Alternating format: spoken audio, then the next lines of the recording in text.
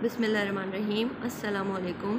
लतीफ़ Niazi memorial high school से मैं आपकी जमात हफ्तुम की उर्दू की टीचर आपके साथ हूँ। सबक नंबर 22 टाइगर हिल्स का टाइगर का मुताला करते हैं।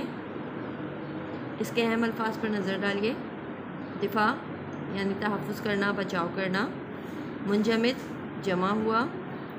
उखाबी उखाब की तरह तेज़ नज़रों वाले को कहते हैं कि उखाबी, ठीक है, जो बहुत तेज़ होता है, अपने शिकार पर झपटता है। बिल्कुल उस परिंदे को जो है वो ख्वाब कहते हैं और वो उसकी नज़रें बहुत तेज़ होती हैं, तो उसकी तरह का तेज़, ठीक है, उखाबी नज़रें रखने वाला। ड्यूटी फ़र्ज़ को कहते हैं। क़ाबिज़ कब्ज़ा कर लेना। जाबाज़ कहते हैं जान पर खेल जाने वाला।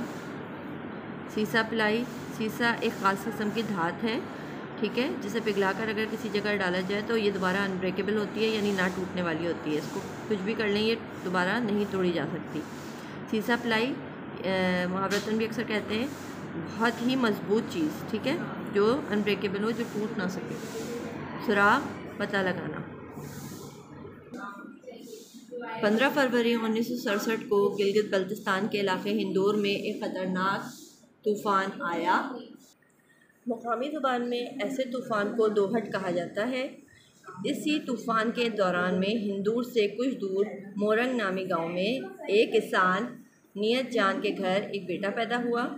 इस बच्चे का नाम बाप ने लालक जान और नाना ने तूफ़ान की मुनासबत से दोहट रखा। यानी जब तूफ़ान आया हुआ था तो उस वक्त उस बच्चे की पैदाइश हुई, तो नाना ने उस बच्चे का नाम तूफ़ान की मुनासबत से कि ये तूफ़ान जब आया था उस वक्त इसकी पैदाइश हुई, तो दोहट इसका नाम रख दिया। यही दोहट लालक जान 1999 में टाइगर हिल्स कारगिल पर वतन अजीज़ के दिफा के लिए ड्यूटी सरंजाम दे रहा था। यानी 1999 में जब कारगिल का मार्का हुआ, जब हिंदुस्तान और पाकिस्तान के दरमियान जो है कारगिल हिल्स जो हैं, पहाड़ियाँ जो हैं कारगिल की, वहाँ पर क्या हुआ था, पाकिस्तान और हिंदुस्तान के दरमियान जंग का सा समा हो गया था, एक मार्का पेश आया था। तो वहाँ पर जो दिफा के लिए ड्यूटी सरंजाम दे रहा था वो कौन था? यही बच्चा था, दोहट और लालक जान, या तो दोहट कहें या लालक जान, ठीक है। दूरबीन लगाए अपने सामने का मंजर देख रहा था। यानी जो फ़ौजी होते हैं और दिफाई ड्यूटी सरंजाम दे रहे होते हैं मोर्चों के ऊपर, तो उन्हें इस तरह के साजो सामान दिए जाते हैं, जैसे दूरबीन वगैरह और इनका असला बारूद जो भी होता है। चारों तरफ बर्फ़ से ढके पहाड़ों के सिवा कुछ नहीं दिखाई ना देता था। यानी मौसम कैसा था कि चारों तरफ बर्फ़ ही बर्फ़ मौजूद थी और पहाड़ हैं बहुत ऊंचे ऊंचे और उन पर बर्फ़ मौजूद है। टाइगर हिल्स में हर तरफ ज़िंदगी मुंजमद दिखाई दे रही थी। आपको मालूम है कि सर्दियों के मौसम में जब सर्दियाँ होती हैं तो उस वक्त ही हमें काम में कितनी दिक्कत महसूस होती है, हमारे हाथ बिल्कुल शल हो जाते हैं और काम अंजाम देने के लिए जो है वो दस्तयाब नहीं होते। बहुत ही ज़्यादा हमें काहिली आ रही होती है, सुस्ती आ रही होती है। लेकिन जिस जगह बर्फ़ में ढके पहाड़ हों और वहाँ पर किसी की ड्यूटी लगाई जाए तो वहाँ पर बिल्कुल हर तरफ ज़िंदगी क्या हो जाती है? मुंजमद हो जाती है, यानी रुक जाती है, जम जाती है। दोहट अपनी उखाबी नज़रों से बर्फ़ की तहों में मौजूद मोर्चों में ज़िंदगी के आसार तलाश कर रहा था। तो दोहट क्या कर रहा था? दूरबीन के ज़रिए उखाबी नज़रें, यानी उखाब की तरह तेज़, ठीक है, उखाबी नज़रों से क्या कर रहा था? बर्फ़ की तहों में, यानी बर्फ़ जो पड़ती है तो मोर्चों को बिल्कुल कवर कर लेती है। जो मोर्चे होते हैं जहाँ फ़ौजी जो हैं बैठकर अपनी ड्यूटी सरंजाम देते हैं, तो वो दुश्मन के मोर्चों में क्या कर रहा था? ज़िंदगी के आसार तलाश कर रहा था कि कहीं ना कहीं किसी की जो है नक़्ल हरकत मुझे नज़र आया और मैं उस पोस्ट को जो है वो ढूंढूँ, तलाश करूँ और फिर अपने साथियों को बताऊँ ताकि वहाँ हमला किया जा सके। लालक जान ओ लालक जान, दोहट ने दूरबीन हटाकर अपने पीछे देखा जहाँ एक सिपाही इसे आवाज़ दे रहा था। सूबेदार साहब कह रहे हैं कि अब तुम आराम कर लो। जो बटालियन होती है उसका एक जो है वो इंचार्ज होता है, उसे सूबेदार कहते हैं। ये नॉन कमीशन ऑफिसर्स का जो है वो हाईएस्ट रैंक होता है और कमीशन ऑफिसर्स के रैंक जो होते हैं वो लेफ्टिनेंट से स्टार्ट होते हैं और जनरल तक जाते हैं। जबकि जो इस तरह नॉन कमीशन ऑफिसर होते हैं उनके रैंक जो है वो सिपाही से और फिर लांस नाइक, नाइक, हवालदार, फिर सूबेदार, ठीक है। तो ये सूबेदार जो होता है ये पूरी जो आपकी कंपनी होती है उसका लीडर होता है, फॉर एग्जांपल, ठीक है।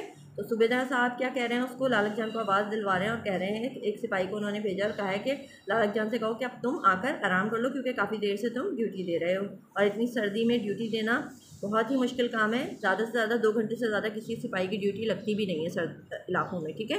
2 घंटे के बाद वो वापस अपने हिफाजती मोर्चे में आ जाएगा और दूसरा शख्स जाके ड्यूटी अंजाम देगा।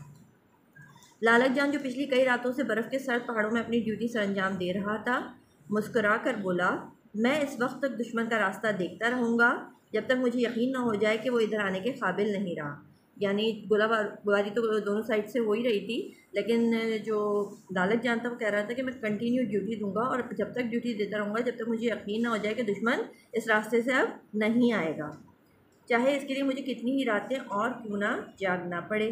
ये सुनकर सिपाही लौट गया और दोहर दोबारा अपनी मशीन गन थामे पहाड़ों में दुश्मन की नकलो हरकत देखने में मशगूल हो गया। मशीन गन एक ऐसी गन होती है जिसमें एक वक्त में कई फायर निकलते हैं, ठीक है, और रीलोड उसे बार बार नहीं करना पड़ता, आप लोग अच्छी तरीके से जानते होंगे। तो यहाँ पर क्या है कि सिपाही लौट गया और दोहर दोबारा अपनी मशीन गन को लेकर और दूरबीन के ज़रिए दुश्मन की नकलो हरकत यानी कि कहाँ मूवमेंट हो रही है दुश्मन की पोस्ट में वो देखने में मशगूल हो गया, यानी मसरूफ़ हो गया। टाइगर हिल्स का ये इलाका पाकिस्तान और भारत दोनों के लिए अहम था। यानी ये जो इलाका है टाइगर हिल्स का, यानी कारगिल के ऊपर जो मौजूद ऊंचे ऊंचे पहाड़ हैं, ये इलाका दोनों के लिए ही बहुत अहम था। भारत इसी रास्ते के ज़रिए से पाकिस्तान की दिफाई लाइन पर हमला करता आ रहा था। यानी काफ़ी सालों से पाकिस्तान के ऊपर जो हमले हो रहे थे वो इसी लाइन से भारत जो करता था, ठीक है। इस लाइन को उसने क्या बनाया हुआ था, अपना काफ़ी मोर्चे बनाए हुए थे और यहाँ से वो पाकिस्तान के ऊपर शेलिंग और फायरिंग करता था। पाक फ़ौज सख्त मेहनत के बाद टाइगर हिल्स पर काबिज हो चुकी थी। यानी पाक फ़ौज ने कंटिन्यू अपनी मेहनत से और जंगी हिकमत अमली से क्या कर लिया था, टाइगर हिल्स पर कब्ज़ा कर लिया था, जबकि भारत यहाँ दोबारा अपने कदम जमाना चाहता था। अब जाहिर सी बात है, जब उससे इन हिल्स को छीन लिया गया तो अब वो क्या चाहता था, दोबारा इन पर कब्ज़ा करना चाहता था और हमसे छीनना चाहता है। इस कोशिश में भारत की कई बटालियन भी तबाह हो चुकी थी। वो जब कब्ज़ा करने आता था अपनी बटालियन को लेकर तो हमारी कंपनी और बटालियन के जो सिपाही हैं वो क्या कर देते थे, उनकी बटालियन को तबाह कर देते थे और उनके फ़ौजियों को मुँह की खानी पड़ती थी और वापस जाना पड़ता था। सूबेदार की सरबराही में 11 जाबाजों ने भारत को बार बार शिकस्त से दो चार किया था। यानी ये जो कंपनी थी, सूबेदार जिसका लीडर था, इस कंपनी में 11 जाबाज थे, यानी 11 मंझे हुए सिपाही मौजूद थे जो क्या करते थे, बार बार भारत को शिकस्त दे देते थे।